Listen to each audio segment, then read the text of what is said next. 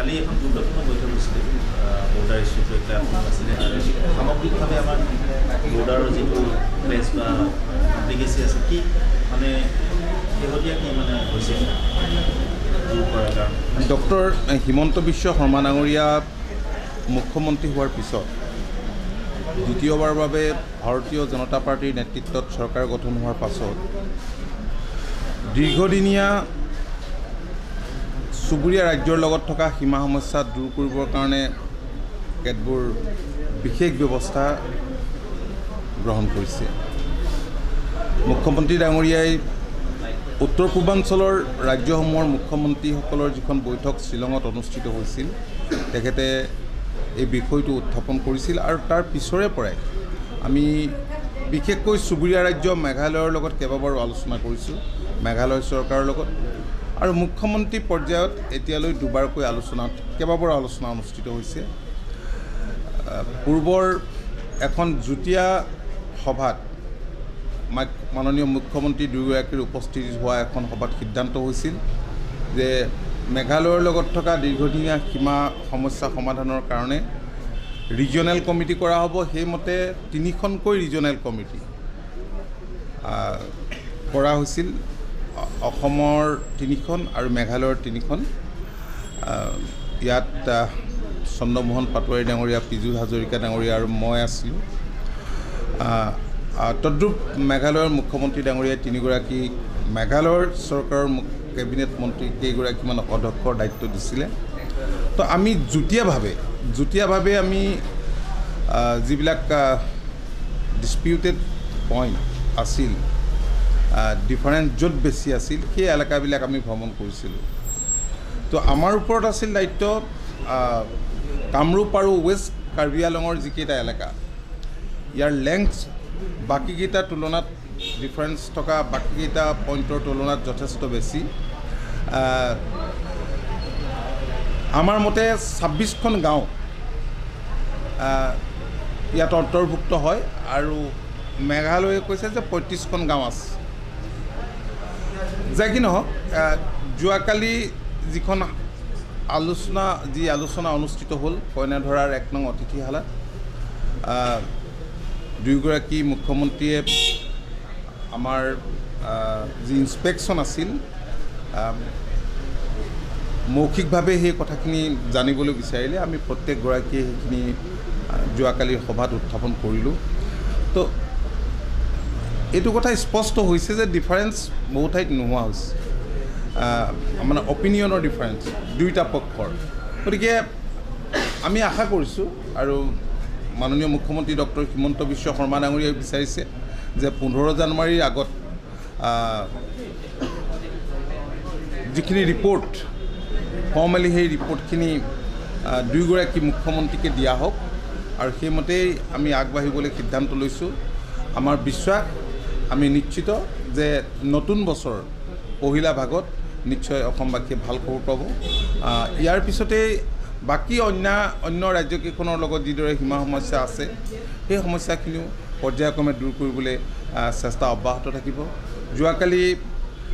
মিজোৰামৰ গৃহমন্ত্ৰীগৰাকীৰ লগত আমি এক ভিডিঅ' কনফাৰেঞ্চ কৰিছিলোঁ আমাৰ মুখ্যমন্ত্ৰী শৰ্মা ডাঙৰীয়াৰ ইনষ্ট্ৰাকশ্যন মতে যোৱা দিনকেইটাত তাত সৰু সুৰা দুই এটা তেনেধৰণৰ অলপ ভুল বুজাবুজিৰ বাহিৰে ডাঙৰ কোনো ঘটনা সংঘটিত হোৱা নাই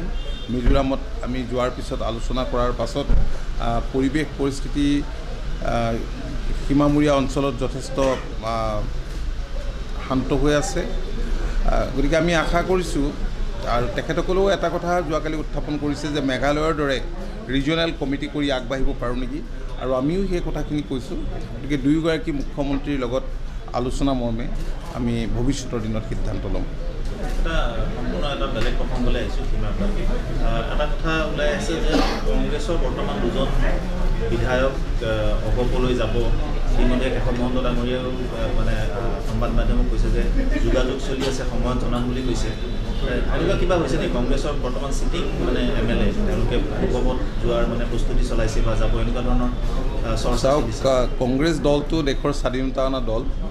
আৰু স্বাধীনতাৰ পিছত দীঘলীয়া সময় কংগ্ৰেছে ৰাজ্যখন শাসন কৰাৰ সুবিধা পাইছিল 2001 পৰা ধাৰাবাহিকভাৱে 2016লৈকে ক্ষমতাত আছিল তো ক্ষমতাত থকা অৱস্থাত যিয়ে অৰাজক পৰিস্থিতিৰ সৃষ্টি কৰিছিল তদ্ৰুপ যিদৰে ব্যাপক দুৰ্নীতি ভ্ৰষ্টাচাৰৰ অভিযোগ কংগ্ৰেছৰ বিৰুদ্ধে উঠিছিল তাৰ কাৰণে মানুহ এতিয়া লাহে লাহে আঁতৰি গৈছে হয়তো আৰু আঁতৰি যাব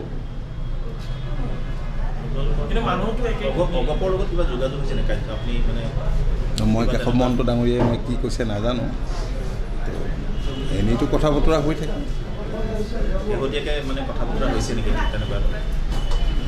সেইটো মহন্ত ডাঙৰীয়াই ক'ব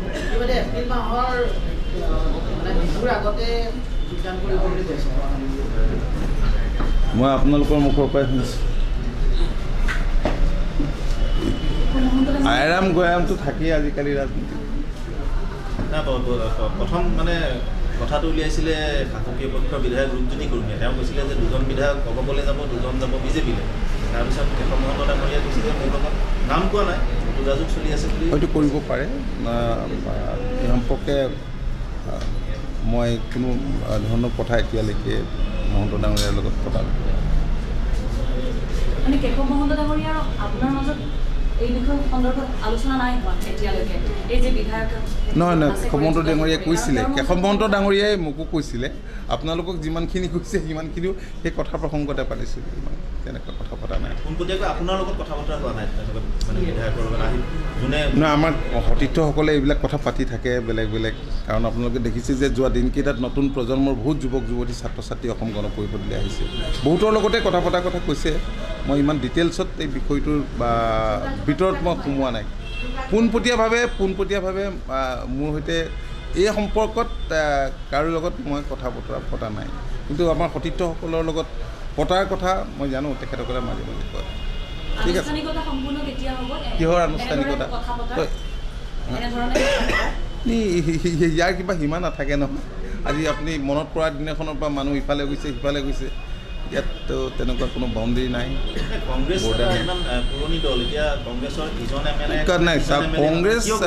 কংগ্ৰেছৰ প্ৰতি জনসাধাৰণৰ বিশ্বাস আৰু আস্থা একেবাৰে নোহোৱা হ'ল কাৰণ ক্ষমতাত থকা অৱস্থাত যিখিনি কৰিছিল সেইখিনি জল পটকৈ চকুৰ আগত ভাহি আছে কাৰণ কৰোঁ বুলিলেতো বহুত কৰিব পাৰিলেহেঁতেন আজি আমাৰ মুখ্যমন্ত্ৰী ডক্টৰ শৰ্মা ডাঙৰীয়া আমাৰ ৰাজ্যখন দেশৰ অগ্ৰণী 5খন ৰাজ্যৰ তালিকাত অন্তৰ্ভুক্ত কৰিব বিচাৰিছে কংগ্ৰেছ ক্ষমতাত অহাৰ পিছত স্বাধীনতাৰ পিছত ইমান দীঘলীয়া দিন ক্ষমতাত থাকিল যদি প্ৰত্যেক 5 বছৰীয়া কাৰ্যকালত যদি ৰাজ্যখনৰ সৰ্বাংগীন বিকাশৰ কাৰণে আজি আমি যেনেদৰে কৰিছোঁ এই 6 মাহত যিমানখিনি কাম সম্ভৱ হৈছে এনেধৰণেৰে যদি ধাৰাবাহিকভাৱে কাম কাজ কৰি গ'লহেঁতেন তেতিয়াহ'লে আজি অসমৰ জনসাধাৰণে ইমান সমস্যাৰ মুখামুখি নহ'লহেঁতেন আজি সীমা সমস্যাৰ ওপৰত আমি আলোচনা কৰি থাকিবলগীয়া হৈছে বাৰম্বাৰ প্ৰত্যেক বছৰে ক'ৰবাত নহয় ক'ৰবাত কাৰোবাৰ জীৱন যায় সা সম্পত্তি বিনষ্ট হয় গতিকে এইবোৰ হৈছে কংগ্ৰেছৰ কামৰ ফল গতিকে সমস্যাটো সমাধান নকৰিলেই বৰঞ্চ কেতবোৰ নতুন সমস্যা অসমবাসীৰ মূৰৰ ওপৰত দি গ'ল যাৰ মূল্য আমি আজিও ভৰি থাকিবলগীয়া হৈছে গতিকে 2016 চনৰ পৰা আৰু এতিয়া বিশেষভাৱে ডক্টৰ শৰ্মা ডাঙৰীয়াৰ নেতৃত্বত চৰকাৰৰ কাম কাজ দেখিছে কাম কাজ দেখি ডেফিনেটলি অসমৰ মানুহে উপলব্ধি কৰিছে যে পূৰ্বৰে পৰা যদি কংগ্ৰেছে ইমান ভাল কাম কৰিলেহেঁতেন বা এনেকৈ কাম কৰি গ'লহেঁতেন তেতিয়াহ'লে জনসাধাৰণে যিবোৰ সমস্যাৰ আজি মুখামুখি হৈছে ইমানবোৰ সমস্যাৰ মুখামুখি নহ'লহেঁতেন গতিকে অসমৰ মানুহে ৰিয়েলাইজ কৰিছে ভাৰতবৰ্ষৰ বিভিন্ন ৰাজ্য কেনেদৰে আগবাঢ়ি গৈছে দেখিছে শিক্ষা দীক্ষা বা সৰ্বাংগীন দিশত গতিকে এনে পৰিস্থিতিত কংগ্ৰেছৰ প্ৰতি মানুহৰ এতিয়া বিশ্বাস নোহোৱা হৈছে কেৱল আমাৰ ৰাজ্যতে এনে হৈছে এনেকুৱা নহয় সমগ্ৰ দেশতেই তেনে এটা পৰিৱেশ সৃষ্টি হৈছে যিটো হাৰত বিজেপিলৈ কংগ্ৰেছ বা বিৰোধী যি পক্ষৰ বিধায়ক আহিছে এই পিছৰ পৰ্যায়ত একক সংখ্যাগৰিষ্ঠতাৰে যদি বিজেপি চৰকাৰ গঠন কৰে আপোনালোকৰ কেনেকুৱা ধৰণৰ তাতে ক্ষমতা থাকিব বা কি হ'ব নাই মই তেনেকৈ নাভাবোঁ তেনেকৈ ভবাটো ডেফিনেটলি এটা যুক্তিহীন কথা হ'ব কোনোবা দললৈ আহিব কাৰণ ভাৰতীয় জনতা পাৰ্টীৰ নেতৃত্বত ৰাজ্যখনত চৰকাৰ আছে আৰু অসম গণ পৰিষদ দল ভাৰতীয় জনতা পাৰ্টীৰ নেতৃত্বাধীন মিত্ৰজোঁট চৰকাৰৰ অংশীদাৰ অসমত আঞ্চলিকতাবাদত বিশ্বাসী যথেষ্ট লোক আছে আৰু মই সদায় কওঁ যে অসম গণ পৰিষদেই একমাত্ৰ আঞ্চলিক ৰাজনৈতিক দল যি আঞ্চলিক স্বাৰ্থ সুৰক্ষিত কৰিবৰ কাৰণে সদা সচেতন সদা জাগ্ৰত হৈ আছে আৰু ভৱিষ্যতে থাকিব আৰু ভাৰতীয় জনতা পাৰ্টিৰ লগত আমাৰ